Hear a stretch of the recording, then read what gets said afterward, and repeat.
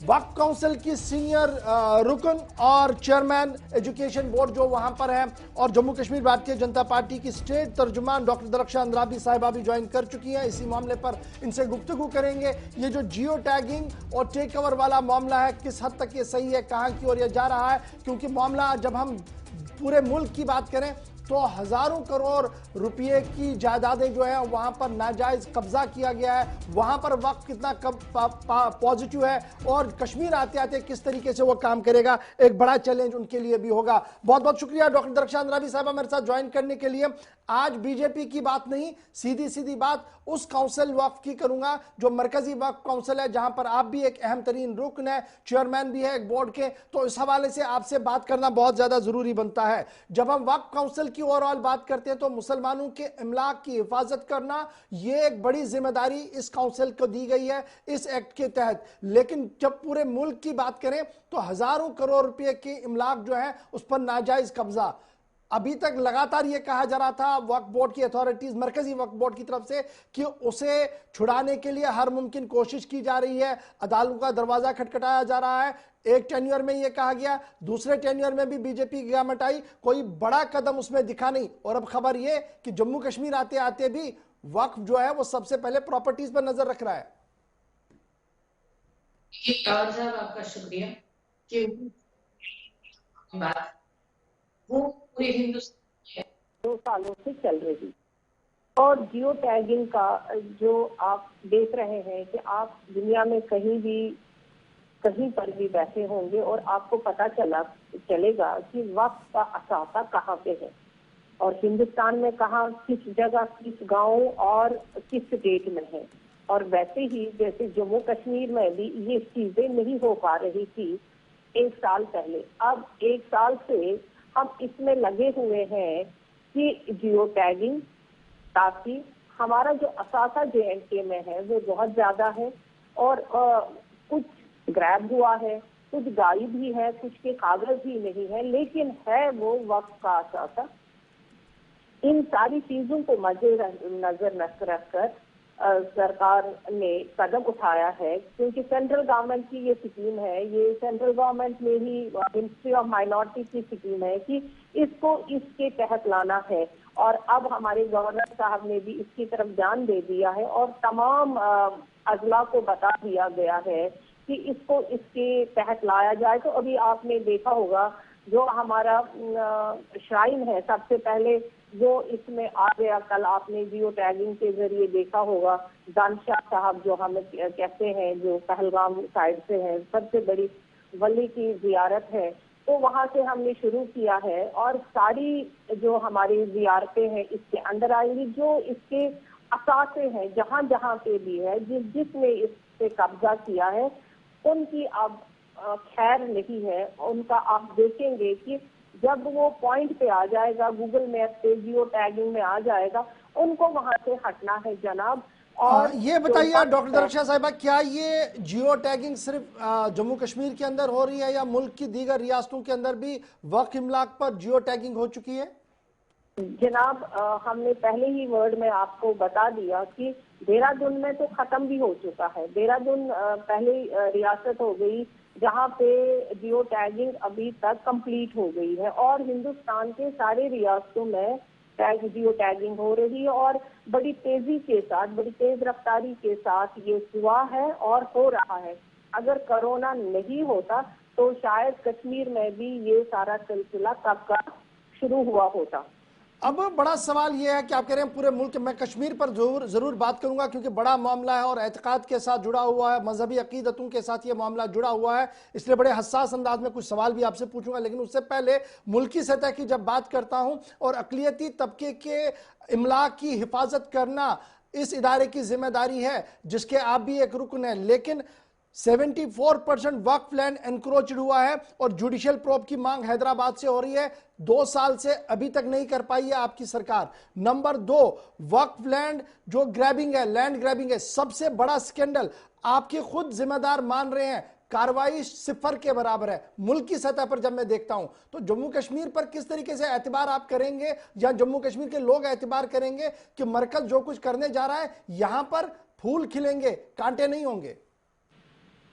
Governor साहब, आपने बहुत अच्छा सवाल पूछा कि जो वक्फ की लैंड पे ग्रैबिंग हुई है और पूरे हिंदुस्तान में आप देख रहे हैं कि इस पे किसी और ने कब्जा नहीं किया हुआ है, बल्कि कुछ लोग ऐसे हैं जिन्होंने इस जमीन को, इस लैंड को ग्रैब किया हुआ है। आप हैदराबाद की बात करेंगे या केरल में, तो वैसे हमारा बोर्ड बहुत ही अच्छा है और वहाँ लोग खुद वक्फ आज की डेट में भी कर रहे हैं। लेकिन हैदराबाद की जब बात आती है, पिछले साल मैं वहाँ पे गई भी हुई थी, वहाँ आपने खुद भी देखा होगा, आपके चैनल ने भी वो सारा दिखाया, हमने वहाँ पे भी सवाल उठाए थे। लेकिन आज की डेट में आप देखिए, पिछले आप ये ना बताइए कि आप फिर से पिछले 70 साल में गई, लेकिन ये जरूरी है कि हम आपकी चैनल के जरिए से ये बताना चाहेंगे कि हमारी गवर्नमेंट ने ही वक्फ के बारे में सोचना शुरू कर दिया। जब से हमारे मिनिस्टर साहब और प्रधानमंत्री जी ने ये कहा कि वक्फ का असासा जाया नहीं होना चाहिए, अगर ये असासा किसी ने ग्रैब किया हुआ है, ये जियो टैगिंग का भी मसला हमारी ही गवर्नमेंट ने उठाया, क्योंकि हम चाहते हैं कि ये जो लैंड है, ये जो असासे हैं, वो लोगों की नजर में भी आए और उन लोगों नहीं, ये तो बात सही है, जियो टैगिंग हो, लेकिन जब मैं वक्फ की कारकर्दगी के हवाले से सवाल पूछूंगा तो सवाल सीधा भी है और टेढ़ा भी है और तीखा भी है। अभी तक रिट्रीव कितना किया गया? हमारे वक्फ के पास 1.20 लाख करोड़ रुपीस का असासा था जमीन के तौर पर, और आप खुद ये मान रहे हैं, और आपका इदारा, आपका मानने मतलब वक्फ काउंसिल खुद ये मान रहा है कि इलीगल ऑक्यूपेंट्स के पास चला गया है, हाई प्रोफाइल बिजनेसमैनों ने उसको खा लिया है, हाई प्रोफाइल पॉलिटिशियंस ने उसको बांट दिया है। वापसी का सिलसिला कितना हुआ? सबसे बड़ा सवाल तो ये है। देखिए, हमारे जब से नकवी साहब ने अपने हाथ में ले लिया है और प्रधानमंत्री जी ने इस पे बड़ा जोर दिया है, हम फिर से आपसे कहना चाहते हैं, आपकी वसादत से कहना चाहते हैं, तब से कोर्ट में भी ये कहा गया है कि बहुत जल्दी इन मसलों का हल होना चाहिए। और हम कोशिश कर रहे हैं कि जो जायदादें लोगों ने खाई हुई है, या आप कह रहे हैं बिजनेसमैन, पॉलिटिशियन, इनके कब्जे से वापस आना चाहिए। रही बात कश्मीर की, कश्मीर में तो आप देख रहे हैं, जो ही ये शिकंजा कस जाएगा तो आपके सामने वो सारे जो बड़े बड़े दावे कर रहे हैं कि हमने वक्त को बचाया है, तो आप देखेंगे कि माशाअल्लाह उन्हीं के बगल से वो जमीनें निकल आएंगी जो जो कहते हैं कि हमने असासे को बचाया है, बल्कि उन्होंने ही तबाही की है। यही पूरे हिंदुस्तान भर में यही हाल है। इसीलिए वक्त का जो असासा धीरे धीरे घटता गया, जियो टैगिंग की जरूरत पड़ी। अब जो भी असासा होगा, लोगों की नजर उस पर। अच्छा जी, अब जरा डिजिटलाइजेशन का भी बड़ा इंपॉर्टेंट इशू है डॉक्टर साहबा, बड़ा इंपॉर्टेंट ये है, मुझे याद है कि सन 96-97 में जब डॉक्टर फारूक अब्दुल्ला ने टेक ओवर किया तो मुस्लिम औकाफ ट्रस्ट हुआ करता था, और उस वक्त भी मरकजी हुकूमत ने कहा था कि आप डिजिटलाइजेशन प्रोसेस को शुरू कीजिए।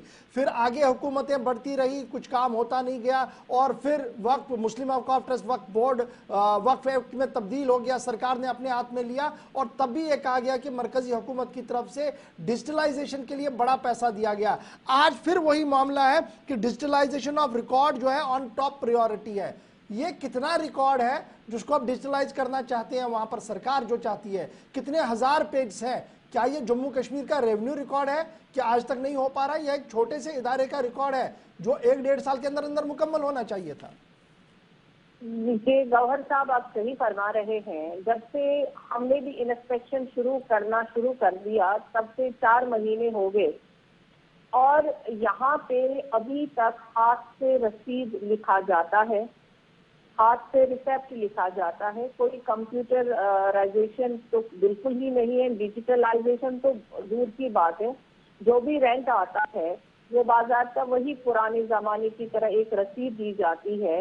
कहीं बैंक अकाउंट नहीं है, कहीं कुछ भी नहीं है, क्या खाते हैं, क्या रेवेन्यू रिकॉर्ड है, वो कुछ पता ही नहीं है, क्योंकि इसमें बहुत घपले होते रहे हैं, और उन्हीं घपलों को छुपाने के लिए यही रजी के कागज रखे गए थे।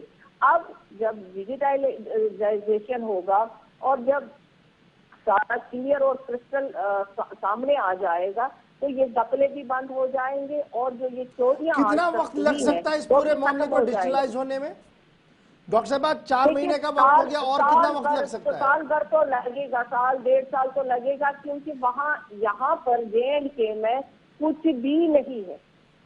यहाँ के वही पुराने 47 के रसीद दिए जाते हैं, वही रिसेप्ट दिए जाते हैं। नहीं, मामला कोई जब attempt डिजिटलाइजेशन का है वो तो यहाँ की कंपनी को दिया ही नहीं गया। जम्मू कश्मीर में तो उसका रोल ही नहीं है, वो तो IIT रुड़की और अलीगढ़ मुस्लिम यूनिवर्सिटी को दिया गया है कि आप डिजिटलाइजेशन के पूरे प्रोसेस को देखिए, और 2019 में दिया गया है। यहाँ पे तो आप जानते हैं 370 से पहले ये तो सेंट्रल गवर्नमेंट के अंडर आता नहीं था। यूं ही यहाँ से हट गया, अब फिर कोविड आ गया। अब जब से हमने, आपको याद होगा, जब से हमने वो इंस्पेक्शन शुरू कर दिया था 3-4 महीने से पहले, उसके बाद ही सारा कुछ शुरू हो गया। तो अब ये भी बताइएगा, बड़ा इंपॉर्टेंट है, ये तो एक ज़मीनी बात है जो बड़ी इंपॉर्टेंट है, तो क्या मैं ये समझूं जो हमारा अभी तक स्टेट वक्फ बोर्ड है जो सरकार के ताबिया चलता है, अब ये बोर्ड तहलील हो गया है 370 के बाद, शायद इस पर भी एक ऑर्डर आ चुका है या आने वाला है, वो जरा इसकी वजाहत चाहूंगा आपसे। तो क्या अब वक्फ काउंसिल जम्मू कश्मीर के अंदर बनने जा रहा है? जी बिल्कुल, वक्फ काउंसिल के अंडर ही बोर्ड बनेगा, जिसका चेयरमैन होगा फुल फ्लेजेड, और वाजात का काम होंगे जैसे पूरे हिंदुस्तान में